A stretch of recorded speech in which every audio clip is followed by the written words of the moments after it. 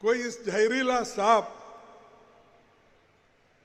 आपके सामने से गुजर रहा है और आप नमाज भी पढ़ रहे हैं, नमाज तोड़ के उस जहरीली सांप को मारना, ये कुरान में कहा है।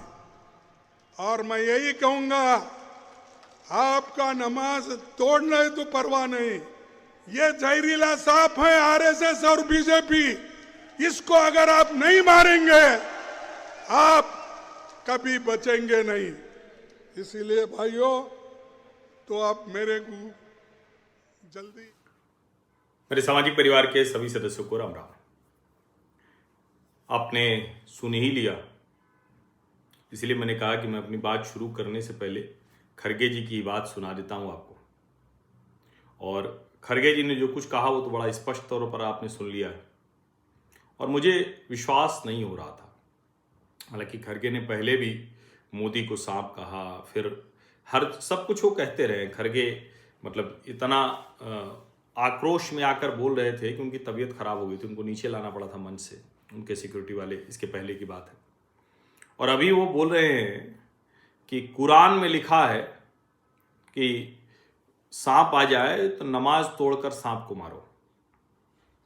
अब पता नहीं कुरान में लिखा है, क्योंकि मैंने कुरान पढ़ी नहीं है। एक बार सोचा जरूर था, लेकिन फिर लगा कि ठीक है, मतलब इतना सब कुछ भी क्या पढ़ना, टुकड़ों टुकड़ों में कुछ कुछ जानकारी होती है, लेकिन मेरी ना कोई रुचि है ना कोई बहुत, चूँकि पत्रकार होने के नाते, विश्लेषक होने के नाते अलग अलग विषयों पर रहता है तो थोड़ा बहुत जानकारी जरूरी है, लेकिन वैसे पढ़ने का कोई मतलब नहीं। वैसे भी हिंदू धर्म के ढेर सारे ग्रंथ, वेद, उपनिषद, पुराण सब हैं, उसको कहाँ पढ़ने का समय मिल पाता है।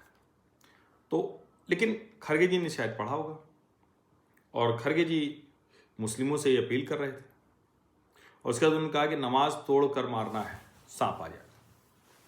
और वो जहरीला सांप है भाजपा और आरएसएस। आप कल्पना कीजिए जरा, लोग कहते हैं कि मोदी ये कह देते हैं, भाजपा ये कह देते हैं, राहुल को ये कह देते हैं, गांधी परिवार को ये कह देते हैं। कहाँ कहा? ऐसा कुछ तो नहीं कहा।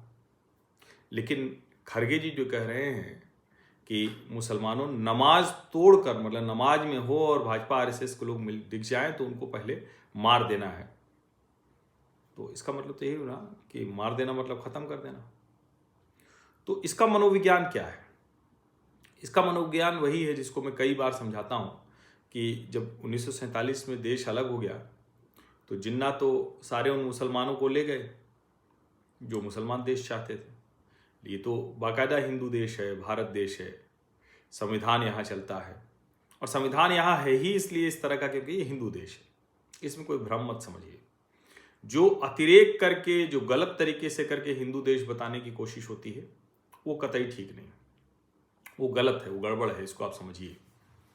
अब जाहिर है कि नेहरू जी को लगा कि अच्छा यहाँ मुसलमान रह गए हैं, तो उनके मन में एक अपराध बोध आ गया और इसीलिए वो मुस्लिमों का तुष्टीकरण करने लगे। वो तुष्टीकरण आगे बढ़ के कितना खतरनाक हो गया वो राजीव गांधी आते आते शाहबानो मामले में हम सब ने देखा। एक मुस्लिम महिला के अधिकार पर छूट देने के लिए बाकायदा बदल दिया, सर्वोच्च न्यायालय का निर्णय बदल दिया अलग से अध्यादेश लाकर। तो अब सवाल यही है कि क्या ये जो ग्रंथि है ये अभी तक भी चली आ रही? नेक्स्ट लेवल हो गई। अब ग्रंथि वहां तक नहीं। एक तो अब इनको ये बहुत साफ साफ तौर पर लग रहा है कि किसी भी तरह से पूरा मुसलमान एकदम टूटकर आंख बंद करके कहीं और न देखे और हमें ही वोट दे। अब पता नहीं ये मुसलमान अगर असम में, केरल में, तमिलनाडु में उन जगहों पर वोट देगा तो क्या बंगाल में कांग्रेस को वोट देगा क्या?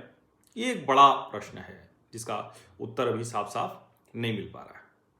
लेकिन खरगे जी जो ये सब कर रहे हैं वो इस देश के मुसलमानों को, मतलब क्या कहें, बरगलाना, भड़काना, सड़क पर लाकर खड़ा कर देना, राजनीति को विशुद्ध रूप से हिंदू मुस्लिम खांचे में डाल देना, यही तो करने की कोशिश कर रहे हैं।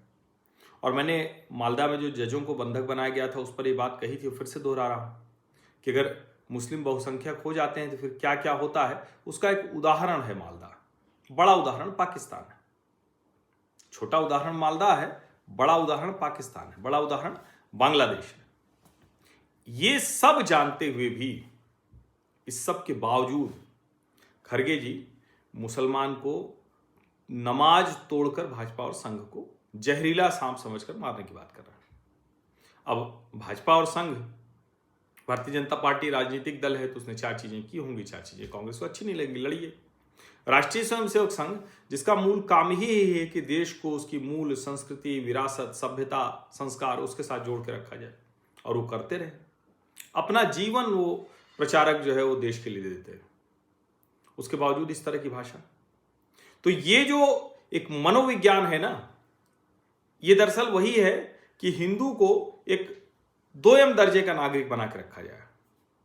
मुसलमान को कहा जाए ठीक है भैया आ जाओ, तुमको हम लाड दुलार ज्यादा करेंगे क्योंकि तुम पाकिस्तान नहीं गए। सोचिए ना, क्या मानसिकता है, क्या मनोविज्ञान है, कैसे कांग्रेस काम करती है। अब सवाल यह है कि आपको याद होगा कि मैंने जब हेमंत विश्व शर्मा ने वो ऐड बना था, भाजपा के हैंडल से गया था, बाद में उसको वापस ले लिया गया, और हेमंत विश्व शर्मा कह रहे हैं कि हम तो मियाँ मुसलमान जो बांग्लादेशी घुसपैठी उनकी बात कर रहे हैं, वो भी ठीक है, लेकिन फिर भी गोली मारते हुए दिखाया जाना तो ठीक नहीं था। उसकी मैंने आलोचना की।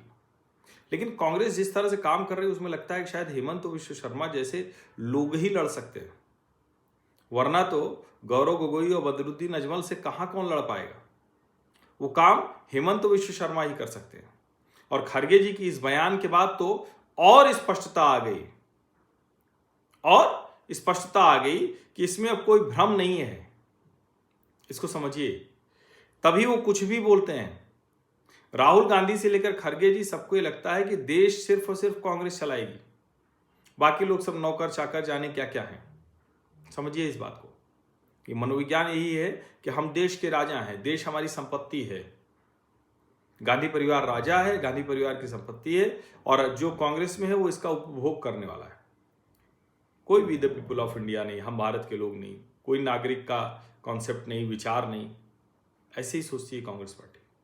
और इसीलिए खरगे जी के मुंह से इस तरह की बातें निकल रही। सोचिए जरा, 5 राज्यों के विधानसभा चुनाव है, लेकिन जरा सोचिए कि कांग्रेस इतने समय से सत्ता से बाहर रहने के बावजूद,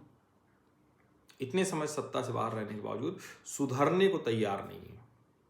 आप सभी का बहुत बहुत धन्यवाद। सब्सक्राइब अवश्य कर लीजिए, नोटिफिकेशन वाली घंटी दबा लीजिए, लाइक का बटन दबा लीजिए, अधिक से अधिक लोगों तक इस वीडियो को पहुंचा दीजिए, और जो कोशिश खरगे जी कर रहे हैं उस कोशिश को पूरी तरह से ध्वस्त कर दीजिए। धन्यवाद।